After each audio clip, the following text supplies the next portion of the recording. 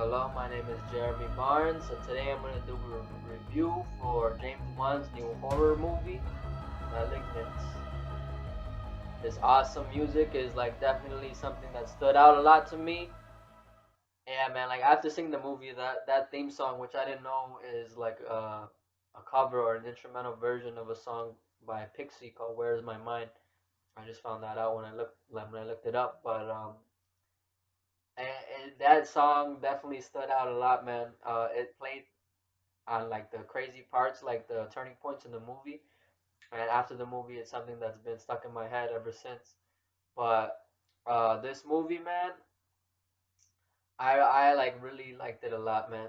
I had seen the trailer for it, and it actually didn't look like that interesting to me. It looked kind of like a kind of cut and paste, average, standard horror movie.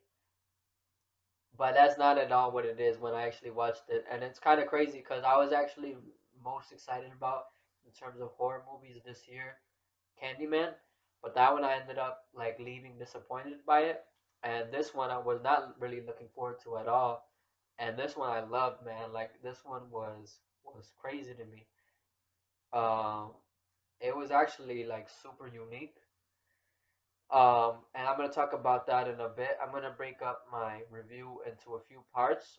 I'm gonna keep it spoiler free until the very end. I do want to say some specifics at the end. But I'm gonna start off with the thing I always start off with horror movies, which is the scare factor, which normally I would like to see in horror movies. I like to be scared when I'm watching a horror movie. This one wasn't really scary in any part of the movie outside of maybe the first appearance of the killer. But I didn't actually mind in this movie because everything else was so interesting or just cool to watch. So that's all I'm gonna say for that. In the beginning, you don't really know what the killer is, so that is kind of what is kind of scary about it. But after we get into that, the plot or the story of the movie, overall, my thoughts about it is that it was cool because of how like unique it was. And what the story is it's basically a young woman who sees visions of people dying, and throughout the movie, she has to like find out why or like what's going on. And she does that with the help of family and then also a couple of detectives that are on the case of the murders that she's witnessing. And that's all stuff that was in the trailer, so that's why I could say that. And the way that I would best describe this movie is it's slightly a psychological thriller. Psychological because of the main character, like her seeing these things, and she doesn't know like how the hell she's seeing it. Um, and there's like an element to it of like, is she crazy or like what's going on? But it's also slightly a slasher. Until like later in the movie, it kind of goes full on slasher at the end, but kind of in a cool way. So I'll talk about that like later. But now I'm gonna move into the characters in the movie, which the way that everything plays out at first, it seems kind of scattered with the characters and like how we first meet them, because there seems to be like three major characters in the beginning. One is obviously the main character whose name is Madison, and she's a woman who starts out in an abusive relationship, and like she starts out in the movie pregnant, and we find out that she actually had three miscarriages in the past. So there's some like eerie, like kind of tense feeling that you get early on because we know this is a horror film. She's pregnant, like that can't be good for what's about to happen. But uh, I'll go into that also a little bit later because there is more to that. Like that is something that is an important part of the movie. And then we also see this doctor who we actually start the movie out with, and she's a surgeon at this like creepy ass hospital, and that's part of like the whole story. And she's kind of a key to the motive of the killer. And we see her in the beginning, but then we go to the main character Madison, and then eventually we get back to the doctor. And then there's also this other character who when she was introduced felt like super random. I was like, what the hell? Who the hell is this now? Like, it just jumps her out of nowhere. And she's a woman who gets caught up in the situation at a like later point, like maybe close to the middle or at the middle of the movie. And she's a character called Serena May. And like I said, it felt really scattered at first when we see all of these different characters, but by the end of it, it comes together pretty nicely, in my opinion. Um, so now I'm going to talk about the other characters. There's also a character named Sydney, who is a sister to Madison, and at the beginning, it seemed like they weren't really close, like they weren't an active part of each other's life at the start, but because of the events of the movie, they come back together and they start to like bond more or get along.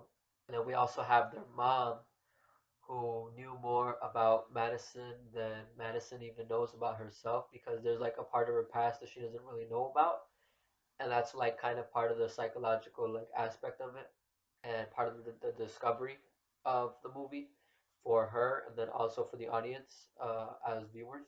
And I think all of that stuff played out really well. I actually think maybe Sydney, the sister, is probably my favorite character in the movie. Like Madison, the main character, I didn't really feel for her as much, but Sydney was really dope, and I think she was kind of more relatable. So that's probably why I liked her more. But then we also see the main detective that is on the case is somebody called Detective Shaw, and he gets in on most of the action in the movie, where he actually gets to like fight the killer. His partner is there, but she's like less involved because she kind of doesn't care about the case. She doesn't believe Madison, who is the one who kind of goes to these people when she with the like the problem, um, and she tells them what they think, but the partner of Detective Shaw doesn't really believe it, while he is more interested in it, so he's the one that's more pursuing the case. Um, and I thought he was all right. He was decent. Like he didn't super stick out to me, but he definitely wasn't bad, and he was pretty damn skilled with his like abilities and stuff. So that was really cool. There's like this cool chase sequence that happens with him and the killer. And now going into the who the killer is this character named Gabriel, who I could say the name because that was also part of the trailer. And man, this dude is like super fast and agile as fuck, man. Like it was kind of crazy seeing what this thing was. Like at first I thought it was a demon, but then there's an insane reveal near the end of the movie when we find out what it actually is, and it's not a demon. Like I don't think that's too much of a spoiler to give away. It is like a person. But the twist, man, is like so unique, and in my opinion, I think it's bound to become a new horror icon. Like I could definitely see people dressing up as this killer from this movie for Halloween this year. The design of it was also really cool. The doctor that I mentioned, who we start the movie out with, is called Dr. Weaver, and there's some other like colleagues of her that also factor into the movie. So that's kind of the cast. I'm not gonna really say much more about them, but overall, it was a pretty decent cast of characters.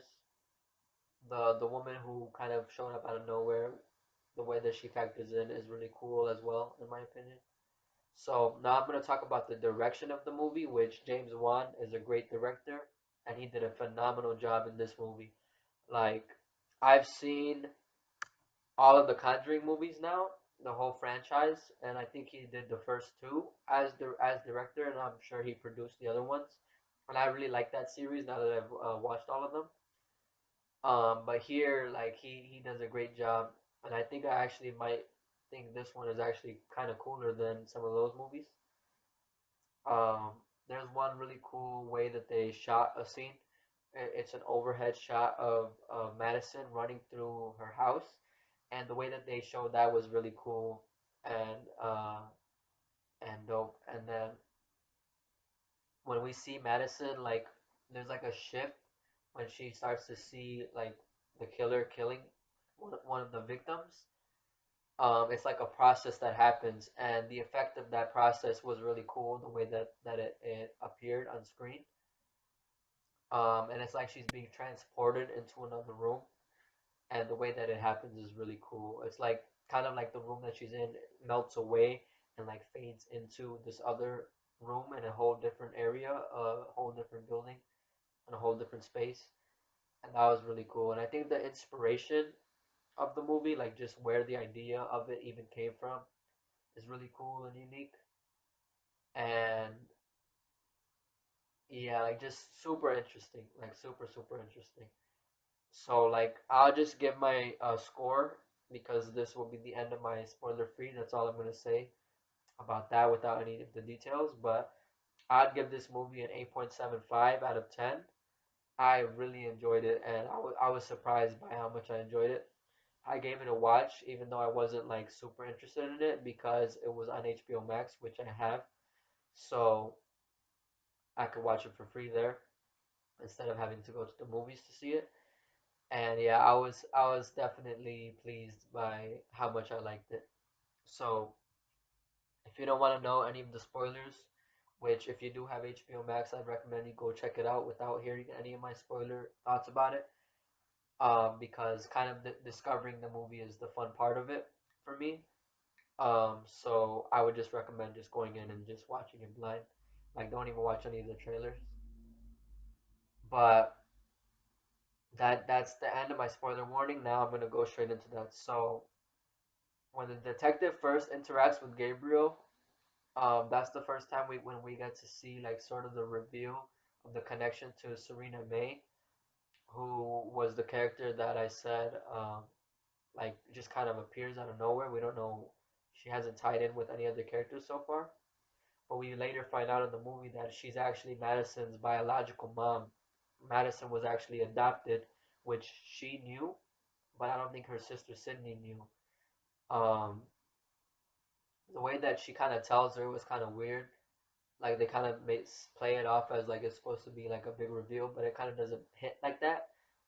But when we find out more about that like adoption process, or her Madison growing up with the family that she was adopted by, all of that stuff, it plays out really interestingly, and it makes you think like maybe she is crazy, or maybe it is like sort of a like possession thing where it is a demon, and maybe she's the killer, but it's like she's being possessed by a demon, and her body is doing these things, but it's not her mind. That scene with the chase of Detective Shaw and Gabriel was crazy, and the way it connects is that it's the tunnels where Serena May worked, and it's an easy access point for Gabriel to get around the city like super easily, and that's how he gets to one of the colleagues of Dr. Weaver, a male colleague, and that's one of the deaths that Madison sees.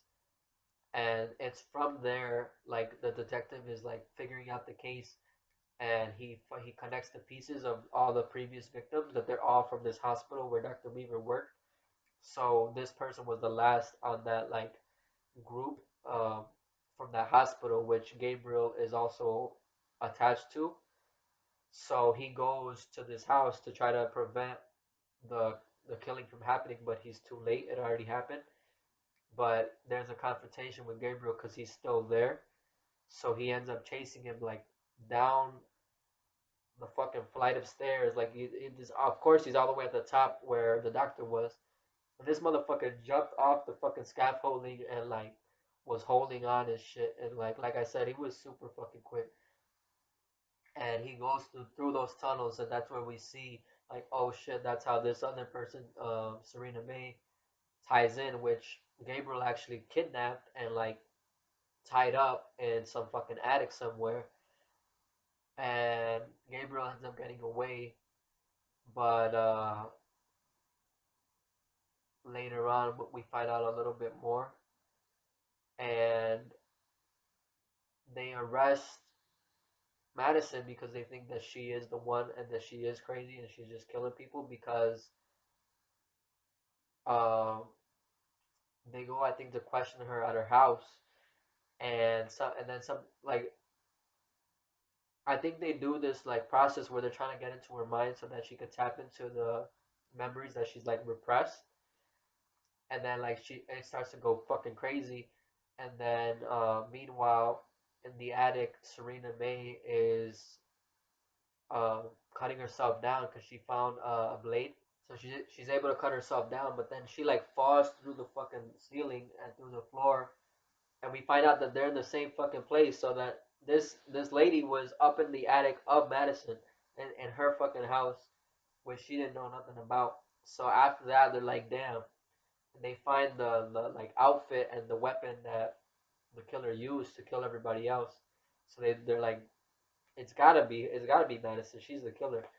And then they question her, but then they get a call from the actual killer, Gabriel. So then it's like, I mean, that's impossible. How could she be the killer if we're talking to the killer right now? And the killer has some sort of weird like connection with um like radio waves or something and similar things, which was really interesting. I don't know if that part of the movie really makes sense, but like that's why you kind of think it's a ghost or like some sort of possession thing at first or a demon.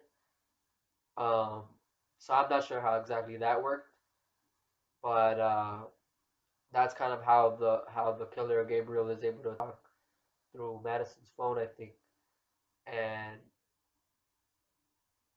at first, you think like when the cops get her, you think like, damn, maybe it is her. Maybe she is crazy and she's just been killing all these people. Because that's been a twist in horror movies that I've seen in the past, like where the main like victim, the main character, is actually the killer, but she's just fucking crazy or and doesn't know what they're doing until like the end of the movie, like a split personality or something like that. So you think that, but then right away it makes you think no, that's not the case because that scene happens right away with Gabriel in the phone. But then when we actually see what is going on, the reveal is that the killer is actually a parasitic twin living in Madison's fucking back, like in the back of her head and her mind. So it is her in a way, but it's also a separate entity which is sharing her body. So it's both physical and like mental. It's in her mind, but they share a mind and they kind of just like switch on and off. Like Gabriel takes control of her body and does these killings. And when we fucking see it in the hospital, I think it's when she's with her family. Madison's with her adopted mom and sister, and they see some files, some video files of what they were doing at the hospital, which she was in, and it's because of this parasitic twin, which they were trying to like figure out what the fuck was going on because Serena May, the way that she had Madison was that she was raped, and that's why there was something weird that happened with the birth of Madison, who her birth name was actually Emily May. Um, so it was like some sort of mutation or birth defect, and like it was fucking horrifying seeing that shit for the first time because this thing has its own fucking arms in the back of her head, like it's like a little fucking man hanging off her fucking head. Like that shit is fucking creepy as hell. Like that shit was weird. But what they do in the hospital at the beginning, which we don't see at first, um, is they like try to cut it out and like just get rid of that. But a part of it stayed there, and in the beginning, the abusive husband who was the one that was getting Madison pregnant, like the three times that she had the miscarriage. He fucking hits her head against the wall, and that's kind of what like wakes Gabriel up. And we find out later that Gabriel is actually the one that is the cause of the miscarriages because he's kind of been absorbing the fetuses of Madison to get like more powerful. And when the husband knocks the fucking head, that's when he like is unleashed. and starts doing all these killings. And he hates his mom for like giving him away, and that's why he kidnaps Serena May as well. So he's just trying to kill everybody pretty much. He also hates the sister who he actually tried to kill when Madison was a kid, but luckily for everybody, like it didn't end up working out. Um, so that shit was insane. And the way that the transformation happens between Madison to Gabriel is also fucking like gross and like crazy. And I don't think it would be realistic. Like this is a real thing that exists, parasitic twins, but obviously it's not like this. Like this, but this motherfucker, like the skull opens up, and then this motherfucker comes out, and it's like a little fucking face attached to the brain. So that shit was fucking weird, but like I said, the design of it is fucking cool as hell. And this motherfucker, when he comes out, is like a fucking supervillain. Like I already said, this motherfucker's fast as fuck, and then he's also super strong, man. Like this motherfucker has super strength, super speed, and I don't know how that fuck that works, but I guess in a way you can argue that sometimes strength is mental, it's not just physical, because there's been like the cases where an example that I've heard a lot is if you have the child of a mother trapped under like something super fucking heavy, like a car or something, in an accident. Sometimes there's been cases where they just fucking lift that shit up to save their child, and maybe that's kind of the thing here. It's like the willpower of Gabriel is super strong, and it enhances his strength, and like the way the fucking body looks, like since Gabriel's on the back of Madison, he kind of like runs fucking backwards, which is like really weird. And the way it looks is like kind of creepy as hell, especially with how fast it is. Like if I came across that thing, I'd be fucking scared out of my fucking mind, man. Right, I know I'm cursing a lot, but this shit was crazy.